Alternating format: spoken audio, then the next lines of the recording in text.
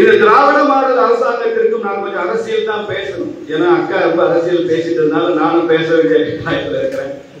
இந்த திராவிட மாடல் அரசாங்கம் தயாளன் போன்றவர்கள் 5000 பேரை திரட்டி கொண்டு சென்னையில செக்ரட்டேரியட் முன்னால ஆர்ப்பாட்டம் செய்ய வேண்டியது.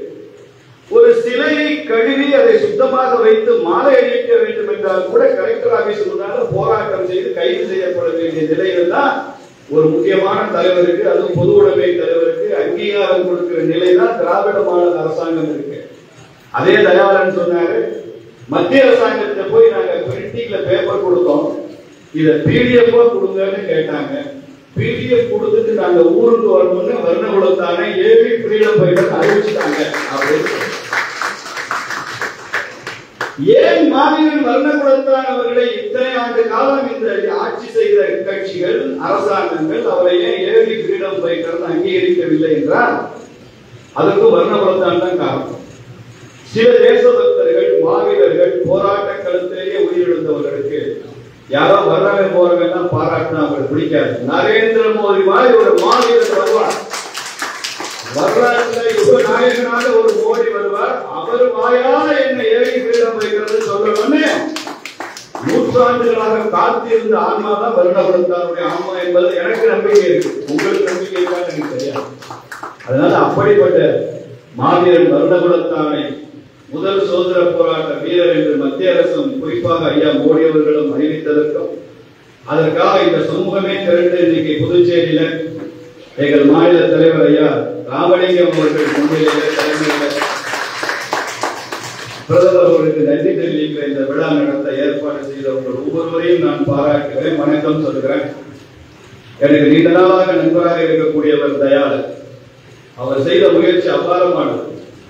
மறைக்கப்பட்ட வரலாறு நான் எதையுமே சொல்ல மாட்டேன். இன்னைக்கு இருக்கிற தொழில்நுட்ப புரட்சியில எந்த வரலாறையும் எந்த எழுத்தையும் யாரையும் மறைத்துவிட முடியாது. இன்னும் சொல்ல போனால் வேறு வார்த்தையில சொல்லலாம், உறங்கி கிடந்த வரலாறு என்று சொல்லலாம். அந்த உறங்கி கிடந்த வரலாறை ஓங்கி ஒடுக்கி வைத்த பெருமை ஐயா தயாளன் அவர்களைத்தான் சாரும். அவருக்கு எனது பாராட்டு.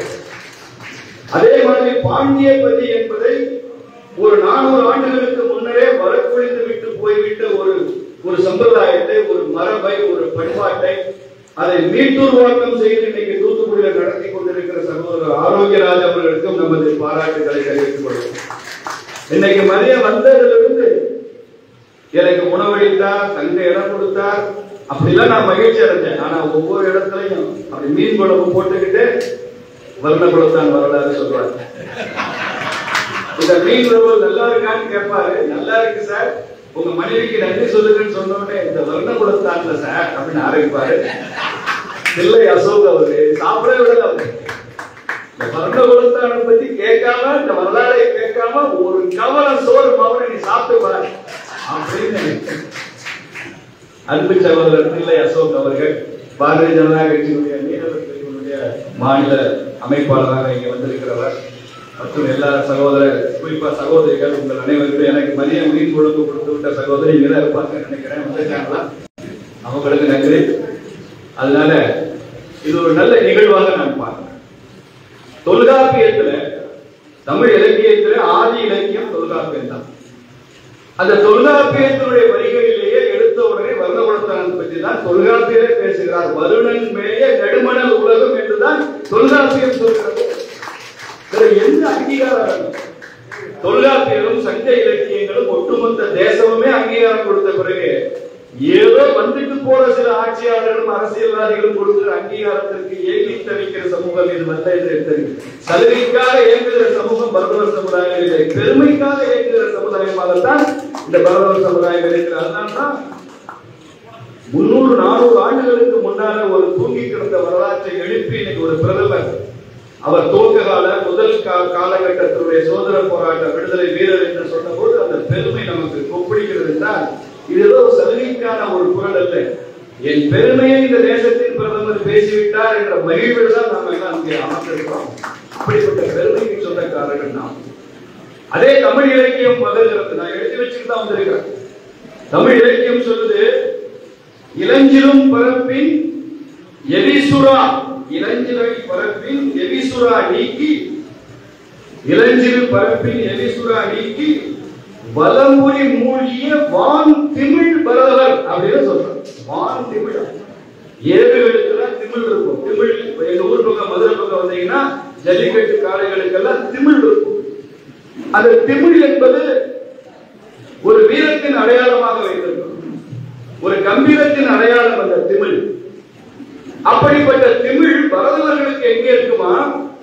கடல்லையே சென்று கொண்டிருக்கிற இந்த பரதவர்களுக்கு இந்த வானம் தான் திமிழாக இருக்கிறது. வானளவுக்கு திமிழ் இருக்கிற ஒரு சமூகமாகத்தான் பரதவர்களை தமிழ் இலக்கியம் சொல்கிறது.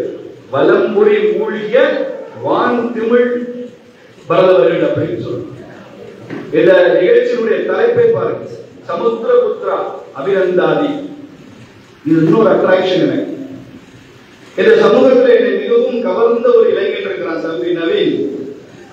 சின்ன பையன் தான், ஆனால் அவருக்குள் புதைந்து கிடக்கிற அந்த வரலாற்று ரகசியங்கள், வரலாற்று ஆர்வம், எதையெல்லாம் தேடி தேடி தேடி இந்த சின்ன வயதுல எடுத்திருக்க வேண்டியமோ எல்லாத்தையும் எடுத்து என்கிட்ட கொட்டி ஒரு விஷயத்தை கேட்டா போதும், அடுத்து 10 நாளுக்கு அவருக்கு வந்து எனக்கு டாக்குமெண்ட்ஸா வந்துட்டே இருக்கும்.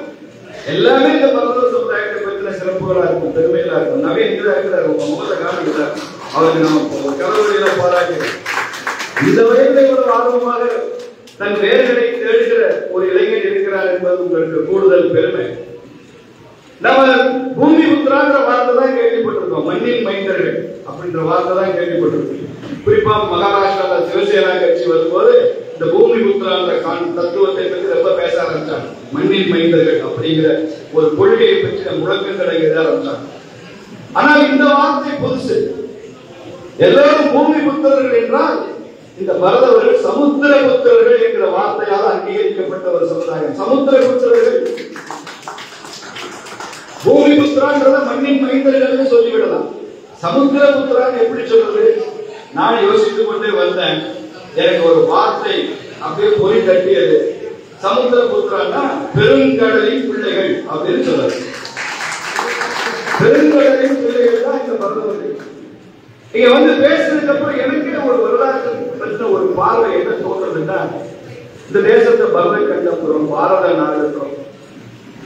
கடல் வழியாக இந்த தேசத்திற்குள் வர முற்பட்ட அத்தனை வெளிநாட்டுக்காரங்களும் அவர்கள் சந்தித்த முதல் மனித கூட்டம் இந்த இந்திய எல்லைக்குள்ள யாராக இருக்கும்னா பரதவர் சமுதாயம் வந்தார். அப்ப அவன் நான் பரதவன் அவன் அறிமுகப்படுத்துறதுனாலதான் எனக்கு பரத நாடுனே பேர் வந்ததோ அப்படின்னு எனக்கு ஒரு இது வந்து வரலாற்று சான்று ஒன்றும் இல்லை. ஆனால் அப்படி தோன்றுகிறது. ஏன்னா கொலம்பஸ் அமெரிக்காவை கண்டுபிடிப்பதற்கு முன்னால் அவன் இந்தியாவிற்கு கடல் வழி கண்டுபிடிக்க தான் போனான். இந்தியாவுக்கு போறோம் நினைச்சதான் போனான். அங்கே போய் இருந்த மக்களை இந்தியர்கள் நினைச்சுட்டான். அதுக்கப்புறம் தான் தெரிஞ்சது அவங்க இந்தியர்கள் இல்லை, அமெரிக்காவின் புதிய கண்டம் அப்படி. ஆனாலும் கூட தான் இந்தியர்களை பார்த்திருக்கிறோம் என்று நினைத்துத்தான் அங்கே இருக்கிறவர்களுக்கு ரெட் இந்தியன்ஸ் பேர் வச்சான், செல்விந்தியர்கள். அதே மாதிரிதான் இங்கேயும் இந்த தேசத்தை பற்றி தெரிந்து கொள்வதற்கு முன்னால, இந்த தேசம் எப்படிப்பட்ட தேசம் என்று தெரிந்து கொள்வதற்கு முன்னால இந்த பரதவர்களைத்தான் அவர்கள் பார்த்திருக்கிறார்கள். அதனால் கூட இது பரதகண்டம் என்ற பெயரில் இருந்திருக்கலாம் என்று எனக்கு தோன்றுகிறது. தமிழ்நாட்டிலே நாங்கள் தான் மெஜாரிட்டி. ஏன் சொல்லிக்கிறீங்க? தமிழ் தேசியமாக இந்திய தேசியம், இந்தியாவிலே நீங்க தான் மெஜாரிட்டி. வேறு பெயர்கள் அழைக்கப்படுறோம். இங்க பட்டினவர் என்று அழைக்கப்படுகிற அந்த பெயர், பரதவர் என்று அழைக்கப்படுகிற அந்த பெயர் ஆந்திராவில் எப்படி அழைக்கப்படுது? ஆந்திராவில் பட்டினவர் பரதவருக்கு என்ன பேரு? ஆந்திராவில் என்ன பேரு? பட்டம், பட்டப்புதூர், பட்டப்பு. இங்க பட்டினவர், அங்கே பட்டப்புதூர், ரெண்டு ஒன்றுதான். பட்டினவரும் பட்டப்பு ஒன்றுதான் என்று இதுவரைக்கும் தெரியவில்லை. தெரிந்துவிட்டால் நீங்க ஆந்திரா கணக்கை தமிழ்நாடு கணக்கை ரெண்டா ஒன்றாச்சுங்க, இன்னும் கொஞ்சம் போதும். அப்படியே எக்ஸ்டெண்ட் பண்ணுங்க. சிங்களத்திலும் பரதவர்கள் தான் இருந்திருக்கிறார் என்பதால் தான் வர்ணகுலத்தான் அங்கே சென்று ஆட்சி வந்திருக்கிறார். 5 ஆண்டுகள் புதிய யுத்தத்தை நடத்தியிருக்கிறார். நீங்க இந்திய இலங்கை பிரச்சனையே, நீங்க என்ன பிரச்சனை? இந்தியாவுக்கும் இலங்கைக்கு என்ன பிரச்சனை? கடல் தான் பிரச்சனை. நிலத்துல பிரச்சனை இல்லை, கடல் எல்லைகளுக்குள்ளதான் பிரச்சனை. பரதவர் குளத்துக்குள்ளதான் பிரச்சனை. இன்னும் சொல்ல போனால் நான் ஒருபடி மேலாக சொல்வேன், இது 2 நாடுகள் மாத்திரம் சேர்ந்து பேசி தீர்ப்பதை விட இரு தேசத்து பரதவர்களும் அமர்ந்து பேசினால் சுலபமாக இருக்கிறோம். அந்த அளவுக்கு பொட்டன்ஷியல். நானும் அதுவே அண்ணன் ராமலிங்கம் அவர்களும் எங்களால் முடிந்தால் எங்கள் செல்வாக்கை பயன்படுத்தி இலங்கையில் இருக்கக்கூடிய இந்திய ஹை கமிஷனரிடம் பேசி இங்க இருக்கிற பரதவர்களுக்கும் அங்கே இருக்கிற வர்க்க வளர்ந்தார்களுக்கும் ஒரு பேச்சுவார்த்தைக்கு நாங்களே ஏற்பாடு செய்ய முடியும். அதுல இன்னும் முதல் எடுத்தோடனே பிரச்சனை தீர்ந்ததோ இல்லையோ, குறைந்தபட்சம் நாம் எல்லாம் அண்ணன் தம்பி என்ற ஒரு எண்ணமாக உருவாகும் என்று நான் நினைக்கிறேன், ஆசைப்படுகிறேன். உருவாகும், நிச்சயம் உருவாகும். அப்படிப்பட்ட ஒரு சூழ்நிலையை நாம உருவாக்க முடியும். வட இந்தியாவில் கங்காபுத்திரான்னு சொல்றாங்க. வர்ணகுலத்தான கூட shark of bay of Bengal அப்படின்னு அந்த சைட்டேஷன்ல குறிப்பிட்டிருக்கு. நான் கூட டைரக்டா கேட்டேன், அது என்ன வங்கத்தின் சுறா, வங்கக்கடலின் சுறான்னு ஏன் சொல்லணும்? அது ரெண்டு தவறு ஒன்றும் இல்லை. வங்கக்கடலின் சுறா, ஆனால் அவர் இந்து பெருங்கடலின் சுறா என்று சொல்லியிருக்கணும். ஜாப்பனாவிலே போய் வங்கக்கடல் தான் கன்னியாகுமரியோட முடிச்சிருப்பேன். அவர் இலங்கையில ஜாப்பனால போய் சட்டம் போட்டு வருவார். போர்ச்சுகீசியன் வங்கக்கடலின் சுறான்னு சொல்லியிருக்கான். அந்த வார்த்தையை நாம எடுத்துக்கொள்ள வேண்டிய அவசியம் இல்லை. அவர் இந்து கடலின் சுறா, இந்திய பெருங்கடலின் சுறாவாக இருந்ததுனால்தான் போர்ச்சுகல்ஸ் அவ்வளவு பயந்துட்டாங்க. 5 ஆண்டுகள் கடுமையான யுத்தம் புரிந்திருக்கிறார். வந்தவர்களும் இலங்கையை போர்ச்சுகீசியர்கள் ஆக்கிரமிக்க வந்த போது அங்கிருந்த மன்னனை, தமிழ் மன்னனை காப்பாற்றுவதற்காக, அந்த போர்ச்சுகல் அவர்களை கைப்பற்ற கூடாது என்பதற்காக யுத்தம் புரிந்து கடைசியா சனியால செத்து போறவன் தான் மாவீரன் வந்தவர் தான். இது எல்லாருக்கும் தெரிந்த வரலாறாக இருந்திருக்கணும், பாட புத்தகத்தில் இருந்திருக்கணும். ஆனா என்ன துரதிர்ஷ்டம், நம்ம இன்னும் ஈவேராவை கலைஞரை தாண்டி நம்ம பாட புத்தகம் சிந்திக்கிறது இல்லையா? இன்னும் வருட வருஷாவை பத்தி சிந்திக்கிறது எப்ப? சிங்காரவேலருக்கு அரசு விட 2010 தான் அறிவிச்சிருக்கிறாரு. உங்களுக்கு எல்லாம் ஒரு தகவலை சொல்றேன். சிங்காரவேலருக்கு ஒரு இடத்துல தான் தமிழ்நாட்டுல சிலை இருக்குன்னு அண்ணன் தயாளன் அவர்கள் சொன்னார். இன்னொரு இடத்துலயும் சிலை இருக்கு. விழுப்புரத்துல தெய்வானை அம்மன் கல்லூரியில, அது பரதவர் கொடுத்தவர் நடத்துகிற கல்லூரி, அந்த கல்லூரியில சிங்காரவேலர் சிலை இருக்கு. அந்த சிலையை திறந்து வைத்தவர் உள்துறை அமைச்சர் அமித்ஷா அவர்கள். ஒரு பொதுவுடைமை கட்சியின் தலைவராக, முன்னோடியாக, பலருக்கு வழிகாட்டியாக இருந்த ஐயா சிங்காரவேலருடைய திருவுருவச் சிலையை திறந்து வைத்தவர் பாரதிய ஜனதா கட்சியின் தலைவர் அமித்ஷா. நாங்கள் கட்சி வேறுபாடு தான் பார்க்கிறதை